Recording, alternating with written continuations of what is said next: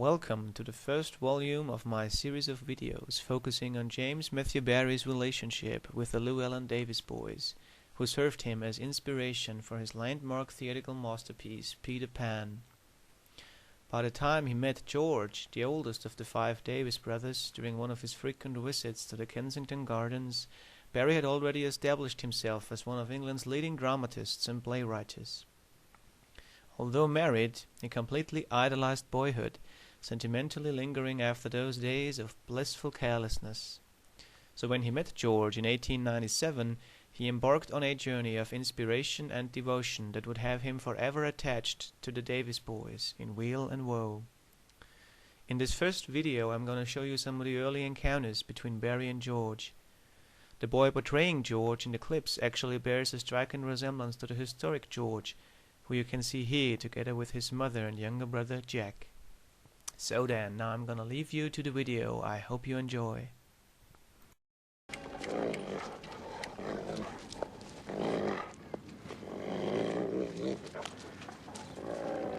not going to bite me, so you needn't think it. He's not going to bite me. Is he going to bite me? Not unless you ask him agreeably. Why not? Because he's uncommon fussy about who he bites. He doesn't just bite any old whippersnapper, you know. Am I a whippersnapper?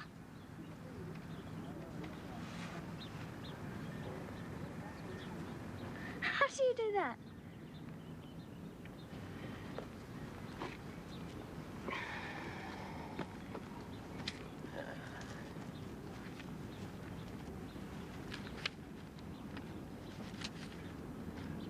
Winnie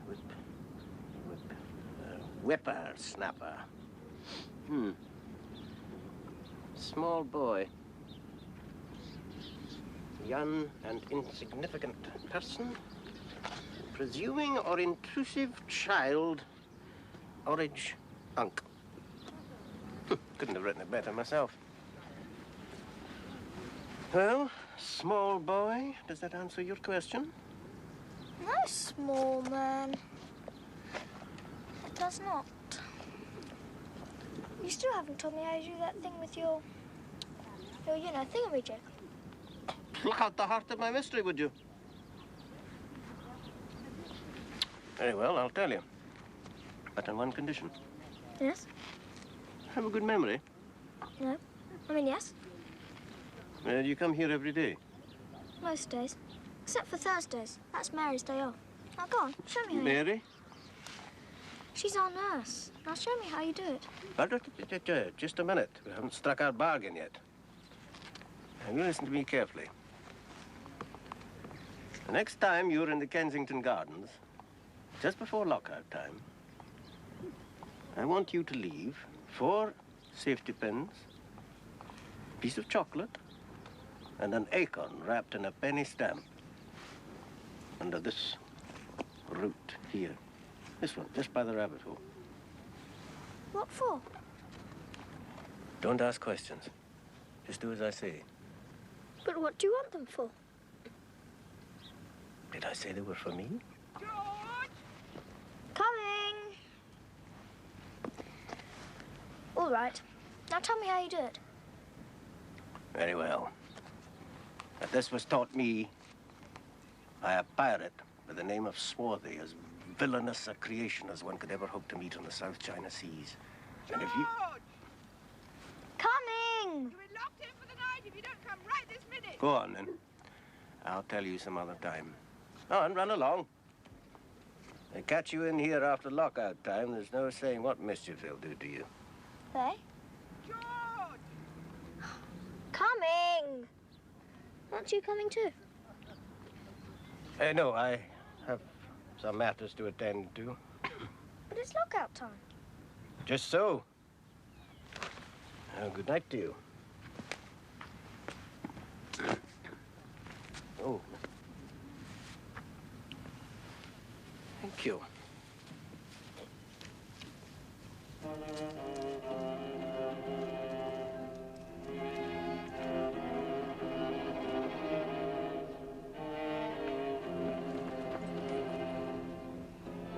pipe like the last one. I wonder why the tobacco tasted so strange. Not unpleasant, mind. I'm told that in Arabia it's considered a rare delicacy. There's something else, too. I found them in old Solomon's cave. Do you think the fairies left them for me? Left what? Nothing. Well, what is it? Shall I? The fairies left them for me.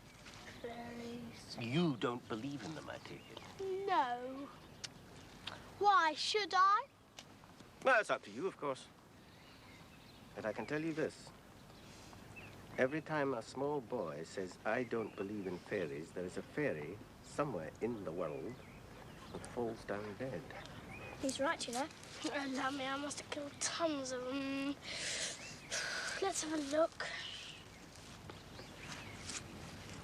Yes, they're panpipes. They've certainly been left by the fairies. Who knows? They might even have been left by the great god Pan himself. Wait a minute! Those aren't Pan's pipes. Look, they're Peter's. They're the ones Peter got in his stocking at Christmas. All right, then. Peter Pan's. Who's Peter Pan? Who's Peter? What? Everybody knows who Peter Pan is. Well, I don't. And I think you just made him up. And I think you stole those pipes from our nursery. Absolute poppycock. How'd they get here then? Well, I expect... I dare say Peter left him behind when he flew back. Flew? Oh, ye of little faith, why do you think your mothers, why do you think your loving parents, indeed, put bars on the nursery windows to keep you from flying away, of course? But we haven't got bars on our windows. Ah, well, there you have it. You see, all children were birds once. So I expect Peter's still got itchy shoulders and likes to fly about at night. But we can't fly. Therein the tragedy.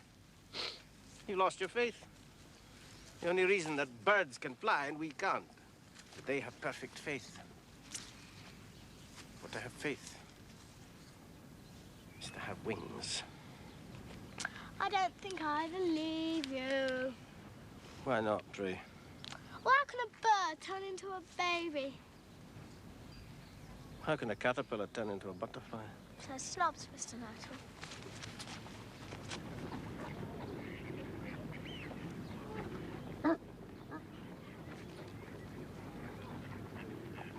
Childless man meets boy in gardens, a la George himself. Scheme to burrow under his mother's influence, take him from her, make him utterly mine. Oh, yes. Please, God, grant me a pair of knickerbockers. Well, careful, you knock my false tooth out. Well, it'll serve you right.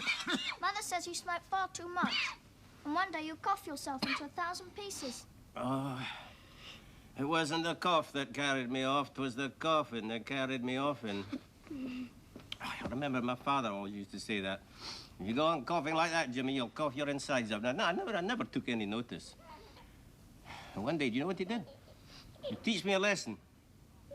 He went down to old Thomas, the butcher, and he bought up 6 pounds of sheep's innards. And he stole into my room, and he put them on my pillow, so that when I woke up in the morning, I'd think I'd coughed my insides out. Did you?